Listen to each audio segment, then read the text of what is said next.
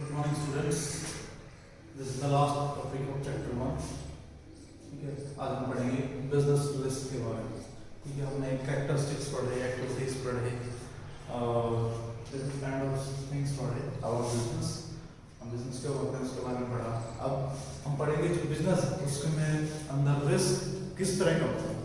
ठीक है, जैसे मैंने बोला था कि जो भी बिजनेसमैन है वो एक आग लगे हुए गोदाम के ऊपर बैठा हुआ है. ठीक है, उसके जैसे जैसे प्रॉफिट बढ़ता है उसका जो रिस्क है उतना ही बढ़ता चला जाता है. ठीक है, तो अब पढ़ते हैं हम बिजनेस रिस्क के बारे में. तो बिजनेस में रिस्क क्या क्या होते हैं उसके बारे में पढ़ेंगे. The term business risk refers to the probability of losses और inadequate profits due to uncertainties or unexpected events. तो बिजनेस रिस्क किसको रेफर करता है? टू द प्रोबेबिलिटी यानी संभावना ऑफ लॉसेस, नुकसान होने की संभावनाओं को, और इनएडिक्वेट प्रॉफिट्स और अनवांछित, इनएडिक्वेट मतलब अनवांछित जो लाभ है उनको, ड्यू टू अनसर्टेनिटी अनिश्चितताओं के कारण, और अनएक्सपेक्टेड इवेंट्स, और जो अनएक्सपेक्टेड जो हम एक्सपेक्ट नहीं करते उन इवेंट्स से जो प्रॉफिट एंड लॉस होता है वो बिजनेस रिस्क कहलाता है. Which are beyond the control, जो कि कंट्रोल से बाहर होती है. जो बिजनेसमैन है उसके कंट्रोल से बाहर होती हैं. We can say business risk means chance of incurring losses or less profit than expected. We can say हम कह सकते हैं बिजनेस रिस्क, जो बिजनेस रिस्क है मींस जो इसका मतलब है ए चांस ऑफ इनकरिंग, एक चांस है, होप है होने की, ऑफ लॉसेस नुकसान होने की, और लेस प्रॉफिट देन एक्सपेक्टेड, और जो प्रॉफिट है वो कम होने की चांसेस हैं, वो कहलाता है बिजनेस रिस्क. ठीक है, अब हम पढ़ते हैं उसके आगे नेचर ऑफ बिजनेस रिस्क, यानी बिजनेस जो रिस्क होते हैं बिजनेस के अंदर वो किस तरह के होते हैं. ठीक है, उसका किस किस तरह के किस किस कारण जो रिस्क हैं वो अराइज होते हैं. ठीक है, फर्स्ट वन है अराइजेस ड्यू टू अनसर्टेनिटीज. ठीक है, अनिश्चितताओं के कारण जो रिस्क अराइज होते हैं, जो उत्पन्न होते हैं, वो रिस्क कौन कौन से हैं उसके बारे में पढ़ेंगे.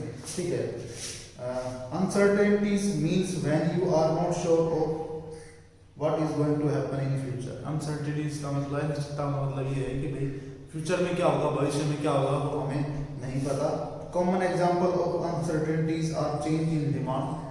जो कुछ एक एग्जांपल है अनिश्चितताओं का जो कि है चेंज इन डिमांड, यानी जो डिमांड है, जो आप गुड्स एंड सर्विसेज प्रोड्यूस कर रहे हैं उनकी जो डिमांड है उसके वो चेंज हो जाती है, यानी कम हो जाती है.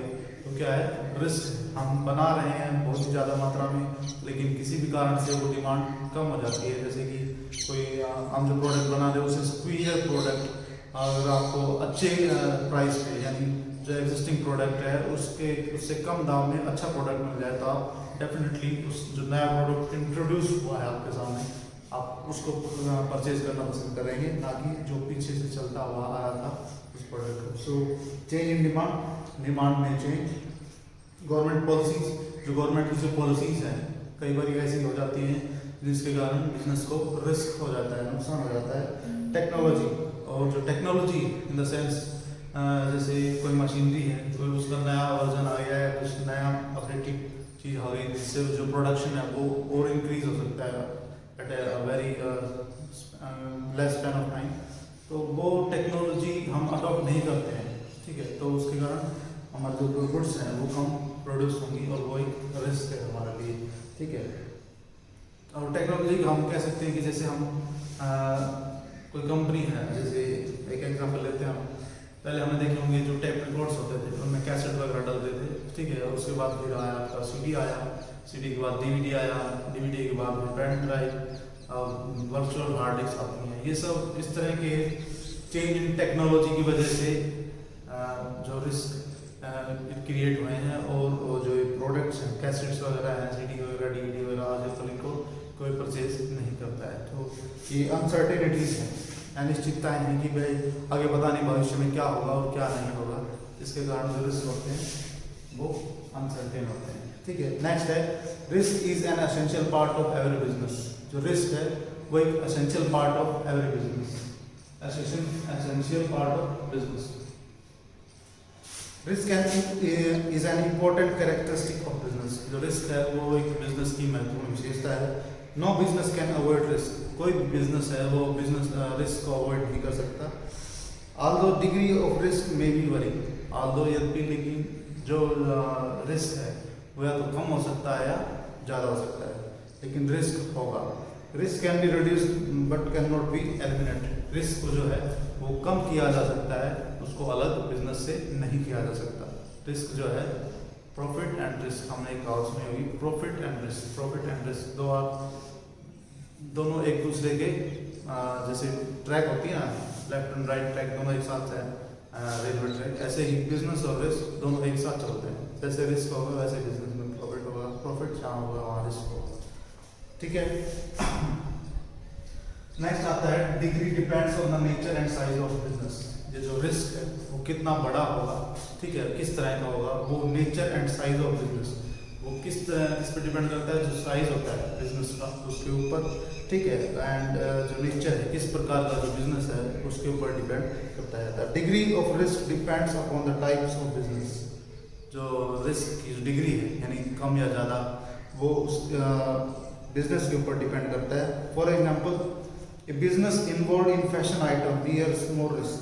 जो फैशन आइटम होते हैं, जैसे जो फैशनेबल चीज़ें हम लोग पहनते हैं, आभूषण वगैरह, सब इनमें जो रिस्क है वो बियर्स मोर रिस्क, वो बहुत ही ज़्यादा रिस्क बियर करते हैं, उनमें यानी बहुत ज़्यादा रिस्क होता है। As compare to business involve in standardise goods, compare to जो स्टैंडर्ड गुड्स होती हैं उनके कंपेरिजन में जो फैशनेबल आइटम्स होते हैं, जो हम अपनी सजावट के लिए जो आइटम्स यूज़ करते हैं, वो उनमें रिस्क बहुत ही ज़्यादा होता है। Similarly A business operating at large scale bears more risk as compared to small scale business houses। जो लेकिन सिमिलरली जैसे इसी के अनुरूप में जो बिजनेसेस बड़े होते हैं, बहुत ही लार्ज अमाउंट में होते हैं, जैसे बहुत ही बड़ी कोई फर्म है, उसका जो रिस्क है वो ज़्यादा होता है कंपेयर टू जो स्मॉल स्केल पे जो बिजनेस कर रहे हैं उसका। ठीक है। नेक्स्ट आता है profit is being reward for bearing the risk. Profit is being reward for bearing the risk. जो प्रॉफिट है वो रिवार्ड है रिस्क लेने का। ठीक है, इसको हम कह सकते हैं businessman earn profit because they beer risk. Businessman है वो प्रॉफिट बनाता है क्योंकि वो रिस्क उठा रहा है। ठीक है।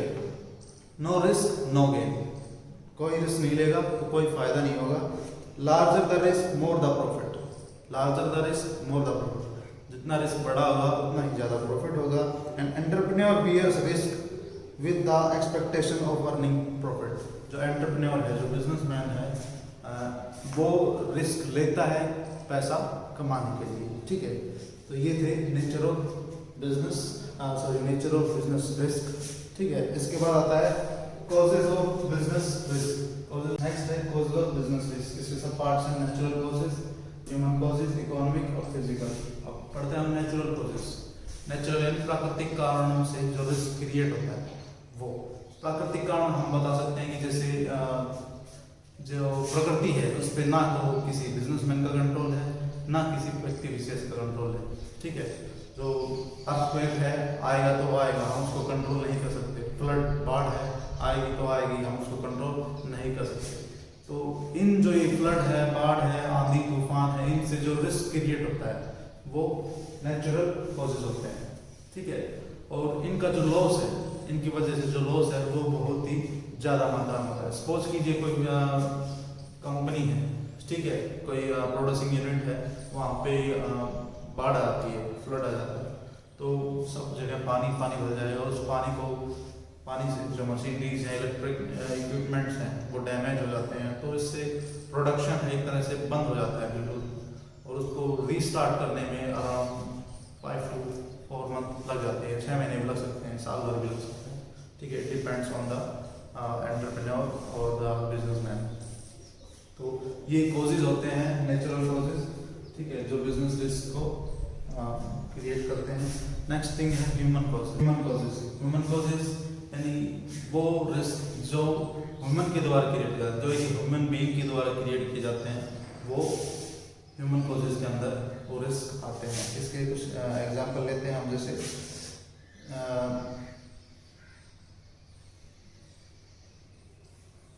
एम्प्लॉयज में leak a business secret to a computer. जैसे कि कोई भी एक एम्प्लॉय है किसी बिजनेस ऑर्गेनाइजेशन में काम कर रहा है, ठीक है, वो अगर जो टॉप सीक्रेट बातें हैं या जो भी हम न्यू प्रोडक्ट इंट्रोड्यूस कर रहे हैं उसके जो ब्लूप्रिंट्स हैं वो किसी दूसरी कंपनी के साथ शेयर करता है, तो वो उस कंपनी के लिए बहुत ही बड़ा नुकसान होगा। तो जो एम्प्लॉय है वो डिसऑनेस्ट यानी मतलब वफादार ना होके वफादारी ना निभा के उसकी दूसरे के साथ अपना जो कंपनी है जिस कंपनी में वो काम कर रहा है वो अपना डाटा शेयर करते हैं, तो वो इस तरह के ह्यूमन रिस्क होते हैं, ठीक है।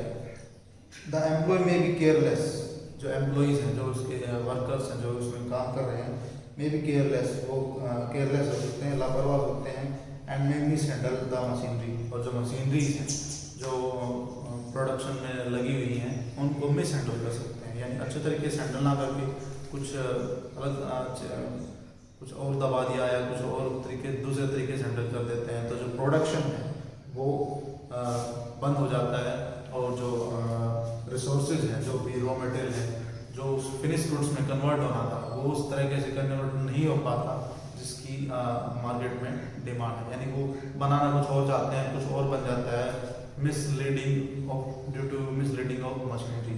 तो वो किसकी वजह से हुआ? उस एम्प्लॉय की वजह से। उसने अच्छे तरीके से अगर उस मशीन को कंट्रोल किया होता तो जो प्रोडक्ट है वो जो एक्चुअल में जो बनाना चाह रहा था वो बन पाता। तो these are the human causes, ठीक है, जो ह्यूमन के कारण जो रिस्क क्रिएट होते हैं वो है। नेक्स्ट है इकोनॉमिक कॉजेज, ठीक है। इकोनॉमिक के कारण जो रिस्क होते हैं क्रिएट वो कौन कौन से हैं हम पढ़ते हैं। Economic causes are related to a chance of loss due to change in market conditions. जो मार्केट कंडीशंस हैं अगर वो चेंज हो जाए, ठीक है, तो रिस्क क्रिएट हो सकता है। There can be price fluctuation in the market, there can be price fluctuation यानी मार्केट के अंदर जो प्राइस है उसका ऊपर नीचे होना।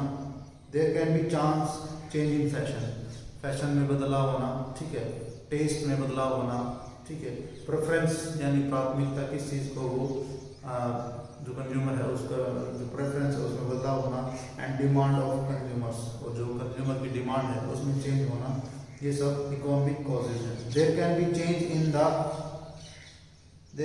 Change in the degree of competition, जो कंपटीशन है उसके अंदर भी चेंज होना इकोनॉमिक कॉजेज में आता है। All these have a direct impact on the earning of business, और इनका जो इम्पैक्ट है वो डायरेक्टली किस पे पड़ता है? बिजनेस के अर्निंग से उनके ऊपर। Even change in government policies affect the business a lot, even the change in government policy, जो गवर्नमेंट जो पॉलिसीज बनाती है बिजनेस ऑर्गेनाइजेशंस के लिए, उसमें अगर कोई भी छोटा मोटा चेंज कर देती है तो उसके कारण जो बिजनेस ऑर्गेनाइजेशन है उसको बहुत ही ज़्यादा मात्रा में नुकसान हो सकता है। फॉर एग्जाम्पल ले लेते हैं हम एक, इन 1971 में when Janata government came in power, एक जनता गवर्नमेंट पावर में आई थी 1971 में, the Coca Cola company and many other foreign companies were sent back from India. तो 1971 में जो जनता गवर्नमेंट आई थी तो उसके अंदर क्या किया था कि जो कोका कोला कंपनी और बहुत सारी विदेशी कंपनियां, कोका कोला एक नामी गिरामी कंपनी है जो आज इंडिया में एग्जिस्ट है, ठीक है, और हम इसके जो कोल्ड ड्रिंक्स हैं वगैरह वो हैं वो हम उपभोग कर रहे हैं, ठीक है। Coca Cola company and many other foreign companies were sent back from India. तो जो जनता गवर्नमेंट थी उसने क्या किया था कि जो कोका कोला कंपनी थी और बहुत सारी विदेशी कंपनियां थी उनको अपने देश में वापस भेज दिया था, ठीक है। तो ये थी इकोनॉमिक कॉजेज। नेक्स्ट है फिजिकल कॉजेज। फिजिकल के कारण कौन कौन से रिस्क क्रिएट होते हैं? All the causes which result in damage of assets are considered as physical causes. All the causes, वो सभी कारण which result in damage of assets, जो एसेट्स हैं जो हमारी संपत्ति है बिजनेस की उनको नुकसान, are considered as physical causes, उनके द्वारा जो नुकसान होता है वो किसमें आता है? फिजिकल कॉजेज में। For example change in technology में result in machinery being outdated. जो टेक्नोलॉजी है उसका अगर चेंज हो जाए, मान लीजिए कोई नई मशीनरी है, जैसे कि कोई देखा होगा आपने मोबाइल का एक एग्जाम्पल ले लेते हैं, ठीक है। मोबाइल पहले आते थे कीपैड वाले, ठीक है। अब ये टच स्क्रीन आ गए, ठीक है। फिर टच स्क्रीन के बाद आप वर्चुअल आ रहे हैं, ठीक है। तो ये सब चेंज इन टेक्नोलॉजी की वजह से जो हुआ है प्रोडक्ट का आउटडेटेड होना, वो सब इसमें आता है फिजिकल कॉजेज में, ठीक है। Use of old technology, mechanical defects में result in damage of assets such as bursting of boiler, accident to employees, ठीक है। यूज ऑफ ओल्ड टेक्नोलॉजी, पुरानी टेक्नोलॉजी यूज करने पर मैकेनिकल डिफेक्ट आ सकते हैं, ठीक है। जो मैकेनिकल डिफेक्ट्स हैं वो आ सकते हैं। में रिजल्ट इन डैमेज, और वो किसको डैमेज कर सकती हैं, जो एसेट्स हमारी संपत्ति हैं उसको नुकसान पहुंचा सकती हैं। एंड बर्स्टिंग ऑफ बॉयलर, जो बॉयलर्स होते हैं कंपनीज में उनको विस्फोट हो सकता है। और एक्सीडेंट टू एम्प्लॉय, और उससे जो एम्प्लॉयज उनको नुकसान पहुंच सकता है। तो ये थे physical causes of business risk. तो किन किन कारणों से बिजनेस रिस्क हो सकता है वो हमने आपको पढ़ाया। अब इसके बाद आता है टाइप्स ऑफ बिजनेस रिस्क। जो बिजनेस रिस्क है वो किस तरह के हो सकते हैं, ठीक है, कितने प्रकार के होते हैं, तो उसके बारे में हम पढ़ेंगे। उसकी दो कैटेगरीज हैं type of business risk, insurable और non insurable risk. Non insurable risk वो होते हैं जिनका हम इंश्योरेंस करवा सकते हैं, यानी जिनका हम अगर कहें कि जिनका जो अगर कोई मिस हैपनिंग हो जाती है तो उसका हमें जो इंश्योरेंस कंपनी है वो कंपनसेट करती है। और नॉन इंश्योरेबल रिस्क वो होते हैं वो जिनका कोई मिस हैपनिंग होती है या कुछ डैमेज होता है, तो जो इंश्योरेंस कंपनी है वो हमें उनका कोई कंपनसेट नहीं देती है, ठीक है। अब पढ़ते हैं insurable risk. Insurable risk, the risk which can be recovered are called insurable risk. The risk which can be recovered, ऐसे रिस्क जो रिकवर किए जा सकते हैं, आर कॉल्ड इंश्योरेबल रिस्क, वो इंश्योरेबल रिस्क कहलाते हैं। The losses which can made good, the losses which can made good, वो लॉसेस जिनको हम अच्छा बना सकते हैं। और losses for which company can get compensation from insurance company are called insurable risk. और लॉसेस, ऐसे नुकसान for which company can get compensation, जो कंपनी है वो कंपनसेशन प्राप्त करे, यानी जो अमाउंट है वो प्राप्त करे उस इंश्योरेंस जो रिस्क या जो मिस हैपनिंग हुई उसके एवज में फ्रॉम इंश्योरेंस कंपनी के इंश्योरेंस कंपनी से, आर कॉल्ड इंश्योरेबल रिस्क, वो इंश्योरेबल रिस्क कहलाते हैं। Generally the natural and physical risk are insurable risk. Generally आमतौर पर जो फिजिकल रिस्क है, जो फिजिकल और जो नेचुरल, ये दोनों तरह के जो रिस्क हैं वो इंश्योरेबल रिस्क होते हैं। For example business can take a fire insurance policy, जो बिजनेस है वो एक फायर इंश्योरेंस पॉलिसी ले सकता है जिसमें आपकी वजह से जो अगर को नुकसान पहुंचता है तो वो अपना इंश्योरेंस कंपनी से कंपनसेट कर सकता है, ठीक है, to recover the losses due to fire. He can also take insurance policy to get protection from flood, वो बाढ़ से जो भी नुकसान उस बिजनेस ऑर्गेनाइजेशन को हो रहा है उसका भी इंश्योरेंस करवा सकता है। अर्थक्वेक और from damage of assets such as bursting of boiler, earthquake और फ्रॉम अर्थक्वेक की वजह से और फ्रॉम डैमेज ऑफ एसेट्स, और जो एसेट्स हैं उनका जो डैमेज होता है उनके ऊपर भी वो इंश्योरेंस ले सकता है। अब आता है non insurable risk. Non insurable risk क्या होते हैं, the risk for which no protection is available are called non insurable risk. ऐसे रिस्क जिनसे कोई जिनके अगर वो होते हैं तो उनके एवज में कोई कंपनसेट ना मिले इंश्योरेंस कंपनी से, तो वो नॉन इंश्योरेबल रिस्क होते हैं। Generally the economic risk and human risk are non insurable risk. Generally आमतौर पर जो ह्यूमन रिस्क है, ठीक है, और जो इकोनॉमिक रिस्क है उनको इंश्योरेंस कंपनी रिकवर उसमें नहीं करती है, ठीक है, उनका कोई कंपनसेट नहीं होता है, ठीक है। The business can not gate compensation for change in demand और लॉस ड्यू टू नेग्लिजेंसी और केयरलेसनेस ऑफ एम्प्लॉइज, यानी जो जानबूझ के जो किया गया हो, ठीक है, जो जानबूझ के नुकसान किया गया हो उसका इंश्योरेंस नहीं होता है, वो नॉन इंश्योरेबल रिस्क होते हैं। यानी तो जानबूझ के अगर जैसे कोई मशीन को खराब करता है, ठीक है, या जो गुड्स की जो क्वालिटी है उसको डिक्रीज करता है या कुछ और उसके साथ छेड़खानी करता है, तो ऐसे रिस्क वो इंश्योरेबल नहीं होते हैं। Whether the risk is insurable और नॉन इंश्योरेबल, चाहे रिस्क इंश्योरेबल हो चाहे नॉन इंश्योरेबल हो, only the loss can be shared but risk remains. Only the loss can be shared, चाहे रिस्क इंश्योरेबल हो चाहे नॉन इंश्योरेबल हो, only the loss can be shared but risk remains. जो loss है उसको share किया जाता है लेकिन फिर भी जो रिस्क है वो बना रहता है। ठीक है, ये हमारा चैप्टर फर्स्ट कंप्लीट हो गया। नेक्स्ट चैप्टर सेकंड वो हम कर सकते हैं।